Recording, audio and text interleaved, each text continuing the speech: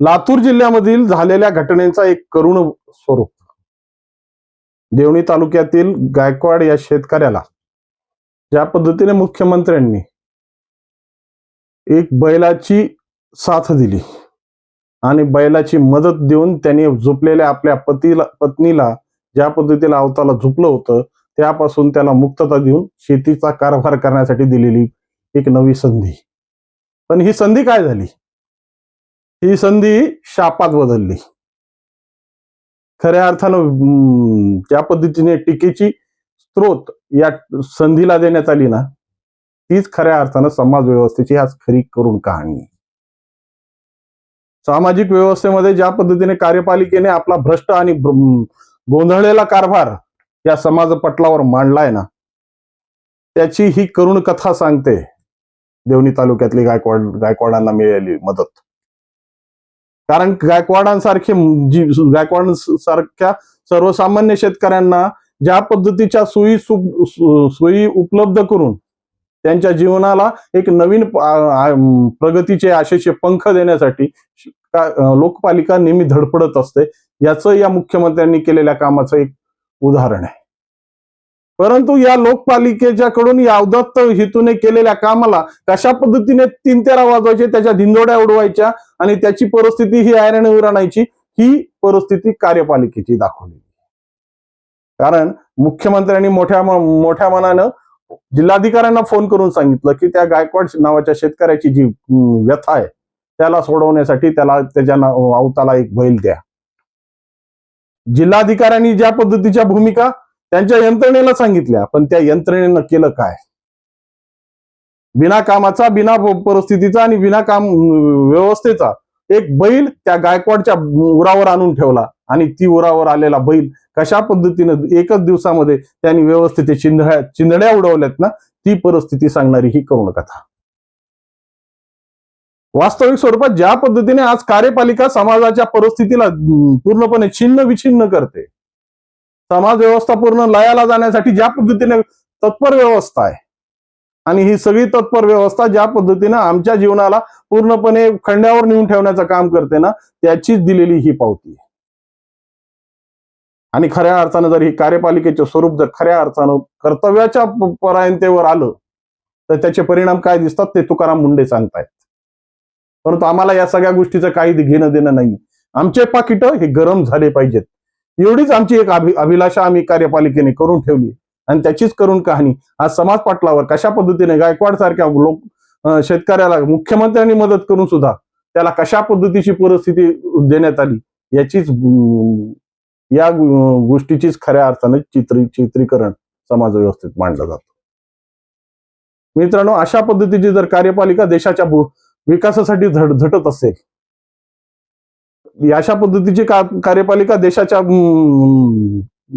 विकासामध्ये एक नवीन अवधारणा घडण्याचा प्रयत्न करत असेल, तर खऱ्या अर्थानं विकास कसा होईल याचीच उत्तरं मांडणारी ही करुण कहाणी आणि याचंच विश्लेषण करण्यासाठी आज मी तुमच्या समोर आहे. नमस्कार, मी राजेश दुबे. मंथन मध्ये आपलं स्वागत आहे. देशाच्या परिस्थित्या सशक्त करणाऱ्या दोन व्यवस्था आहेत, एक लोकपालिका आणि दुसरी कार्यपालिका. लोकपालिकेमध्ये आम्ही आमच्या पद्धतीने आमच्या मताच्या जीवावर आमचा प्रतिनिधी या विधानसभेत किंवा संसदेत पाठवतो. या पाठवण्याच्या मागे एकच उद्देश असतो की सर्वसामान्य माणसाच्या ज्या अडचणी आहेत, ज्या परिस्थिती आहेत, ज्या पद्धतीच्या भूमिका आहेत, त्याचा एक विचार करून त्याच्या संदर्भात एक चांगल्या पद्धतीचे निर्णय आणि चांगल्या पद्धतीचे विकासाचा आलेख घेण्यासाठी त्यांना आम्ही आमच्या पद्धतीनं आमचे अधिकार देतो. आणि जरी ही लोकपालिका त्या संसदेमध्ये किंवा विधानसभेमध्ये कितीही चांगल्या पद्धतीच्या आदेश पारित करीत असतील, लोककल्याणासाठी अनेक योजना मांडत असतील, पण त्या मांडलेल्या योजना ज्या पद्धतीने या कार्यपालिकेने पूर्ण भ्रष्ट करून सोडल्या आहेत ना, ज्या पद्धतीने या कार्यपालिकेने त्याचे ढिंडोरे उडून फक्त स्वतःच्या मतलबासाठी, स्वतःचे खिसे गरम करण्यासाठी या सगळ्या कल्याणकारी योजनेचा ढिंडोरे उडवलेत, त्याचीच परिस्थिती मांडणारी ही देवणी तालुक्यातील घटना. जेव्हा गायकवाडांची रील समाज माध्यमांवर व्हायरल झाली, गायकवाडांनी आपली पत्नी हौसाबाई हिला अवतावर झोपून आपल्या या पेरणी पाळीच्या दिवसाची कामं आटोपण्याचा प्रयत्न केला.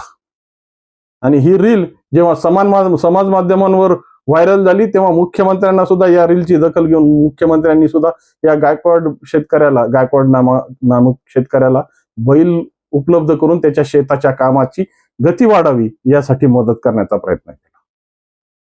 मुख्यमंत्र्यांनी तिथून फोन फिरवला आणि फोन फिरून या शेतकऱ्याला बैलजोडी द्या म्हणून कलेक्टरांना आदेश दिले.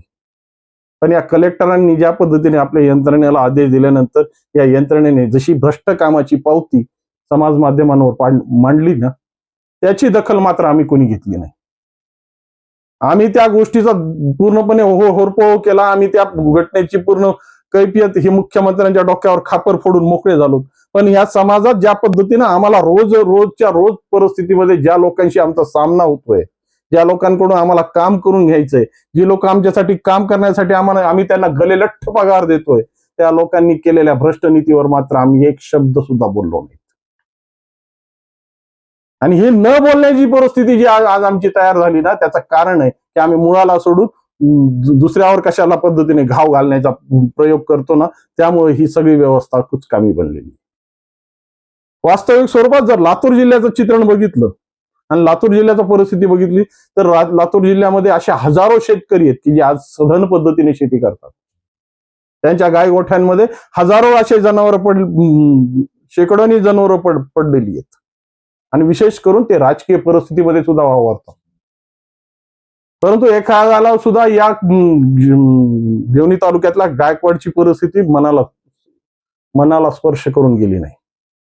ती हौसा जी आपल्या धन्याच्या शेतीसाठी बैलाच्या जागी आपली मान देऊन त्या नावताला ओढणारी ही करून कहाणी कोणाही जनप्रतिनिधीच्या मनाला स्पर्श केली नाही, विशेष करून त्या पालकमंत्र्यांना सुद्धा. परंतु याची दखल मुख्यमंत्र्यांनी घेतली आणि मुख्यमंत्र्यांनी खऱ्या अर्थानं माणुसकी दाखवत आपल्या जिल्हाधिकाऱ्याला आदेश दिले की या गायकवाड नावाच्या शेतकऱ्याला एक बैल जो चांगल्या पद्धतीने काम करेल त्यांना नेऊन द्या आणि त्यांच्या शेतीची जी काही कामं आहेत ते पूर्ण करण्यासाठी त्यांना मदत होईल. जिल्हाधिकाऱ्यांनी सुद्धा आपले आदेश खाली आपल्या यंत्रणेला पोहोचवले. पण या यंत्रणेनं काय केलं? बिना कामाचा बैल की जो शेतीमध्ये कामच करू शकत नाही आणि ज्या अवताला झोपल्यानंतर त्यांनी आपली परिस्थिती काही तासातच उघडी केली, असा बैल त्या गायकवाड नावाच्या शेतकऱ्याला आणून दिला. परत त्याचं चित्रीकरण केलं, त्याचे रील तयार केल्या आणि आम्ही समाज माध्यमावर मांडले. आणि दोष मुख्यमंत्र्यांनी कशा पद्धतीने बिना कामाचा बैल गायकवाडांना दिला याचीच व्यथा मांडत राहिलो. पण वास्तविक स्वरूपात मुख्यमंत्री मुंबईत, काम करणारी यंत्रणा लातूर जिल्ह्यात देवणी तालुक्यात, आणि या लातूर ते देवणी तालुक्याच्या मध्ये ज्या पद्धतीची प्रवास झाला या बैलाचा, त्यामध्ये किती जणांनी आपले खिसे गरम केले. सरकारी यंत्रणेमध्ये या बैलाची किंमत काय लावण्यात आली आणि या बैलाच्या नावाने गायकवाडाच्या नावाने किती जणांनी आपल्या खिशात पाकिटं टाकली हे कोणी तपासलं नाही. कारण की माणुसकीने घेतलेला निर्णय कधी कधी अंगलट येतो हेच दाखवणारी ही घटना आहे. आणि कार्यपालिका आमच्या कामाला कशा पद्धतीने आमच्या व्यवस्थेला पोखरते ना, कशा पद्धतीने वाळवी लावते ना, हे स्पष्ट सांगणारी ही यंत्रणा. विषय गायकवाडाचा नाहीये, विषय आहे तो व्यवस्थेचा. आज व्यवस्था कशा पद्धतीने भ्रष्ट झाल्यात. मुख्यमंत्र्यांसारखा एखादा संवेदनशील माणूस जर एखादी घटना बघितल्यानंतर तो हवळा होतो आणि त्या शेतकऱ्याला मदत मिळावी म्हणून आपल्या यंत्रणेला फोन करतो. प्रशांत बंब सारखा आमदार हवळा होतो आणि आपल्या मतदारसंघामधल्या आपल्या परिस्थितीमधल्या शिक्षकांची म्हणजे शिक्षण व्यवस्थेचे जसे 3-13 वाजलेत त्यासाठी प्रयोग करण्यासाठी नवीन यंत्रणा वापरतो. पण ही यंत्रणा वापरताना या सगळ्यांच्या बुडाला ज्या पद्धतीने आग लागते ना, आणि खऱ्या अर्थाने चांगल्या कामाची जर कसोटी जर तुम्हाला घेण्यासाठी तुम्हाला पगार दिला जात असेल, तुम्हाला सगळ्या सुखसुविधा दिल्या जात असतील, तर मग तुम्ही कर्तव्याला चुकता का? परंतु हे आम्हाला मान्य नाहीये. आम्ही आमचे अधिकार समजून बसलोय या सगळ्या गोष्टी, आणि हे अधिकार आम्ही अशा पद्धतीने आमच्या जीवनात उतरलेत की आम्ही किती झालो भ्रष्ट, आम्ही तिन्ही लोकी श्रेष्ठ. या भ्रष्ट लोकांनी ज्या पद्धतीने भूमिका मांडत, ज्या पद्धतीने या कार्यपालिकेचे टिंडोडे उडवलेत, त्याला मात्र कोणी पाहायला तयार नाही. आज गांधीजीच्या 3 माकडांची परिस्थिती सगळ्या जगामध्ये मांडली जाते. गांधीजीची 3 माकडं काय सांगतायत? बुरा मत देखो, बुरा मत बोलो और बुरा मत सुनो. पण खऱ्या अर्थाने या कार्यपालिकेने खऱ्या अर्थानं सगळ्यात मोठी या गांधीजींची माकडांची अवस्था आपला उपयोगी कशी केली. काही बघू नका, काही ऐकू नका आणि काही बोलू नका. जे आपल्या मनाला येईल तेच करा. मग या पद्धतीनं काम करणारी यंत्रणा या देशाच्या विकासामध्ये कशा पद्धतीचे दिवे लावेल. आज खऱ्या अर्थानं तुकाराम मुंडे सारखे IAS अधिकारी जे पटलावर येत आहेत ना, नवल किशोर राम सारखे अधिकारी एक चांगल्या पद्धतीचे कार्यपद्धतीमुळे एक वेगळी ओळख निर्माण करतायत. सुनील केंद्रेकर सारखे एक चांगले कर्तव्य दक्ष अधिकारी समाजात वेगळी खुणा देऊन जातात. पण आज याशे अधिकारी शोधायला गेले तर दिवा घेऊन फिरावं लागेल, सापडणार नाहीत. बोटावर मोजणे एवढे. पण भ्रष्टांची जर यादी काढायची बघितली तर तलाट्यापासून तर जिल्हाधिकाऱ्यापर्यंत याद्या त्या चित्रगुप्ताला सुद्धा प्रश्न पडेल की किती लोकांचा समावेश करू. परंतु अशा सगळ्या यंत्रणेमध्ये सुद्धा ज्या पद्धतीच्या परिस्थित्या मांडल्या जात आहेत त्याला आम्ही मुख गिळून का गप्प आहेत. ही लोकपालिका या गोष्टीवर का लक्ष देत नाही? का मुख्यमंत्र्यांना लक्षात आलं नसेल की मी एका संवेदनशील विषय मी हाताळला आणि माझ्या यंत्रणेने त्याचा कशा पद्धतीने बोरा वाजवला.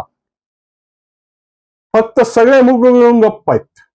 का गप्प आहेत? का लागलं यांच्या बुडाला? लागलेल्या बुडाला आग लागलेली जर असेल तर खऱ्या अर्थाने त्याच्यावर पाणी टाकणं ही तेवढंच कर्तव्य आहे.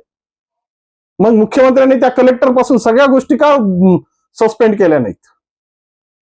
कारण की एक परिस्थिती म्हणजे शितावून भाताची परीक्षा करते. त्या पद्धतीने त्या कलेक्टरांनी ज्या पद्धतीने आदेश देऊन सर्वसामान्य लोकांची विटंबना केली ना, त्याची यंत्रणा मांडणारी हा बैल आहे.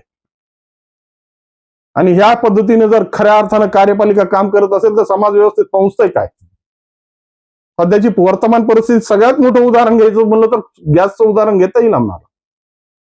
ज्या पद्धतीने या इराक आणि इस्रायल युद्धामुळं या पद्धतीने या गॅसचा तुटवडा आम्ही आज भोगतोय आणि लाईनीमध्ये उभा टाकून आम्ही गॅस सिलेंडरसाठी भांडतोय. त्यासाठी अन्न व सुरक्षा मंत्री छगन भुजबळ यांनी चांगला निर्णय घेतला.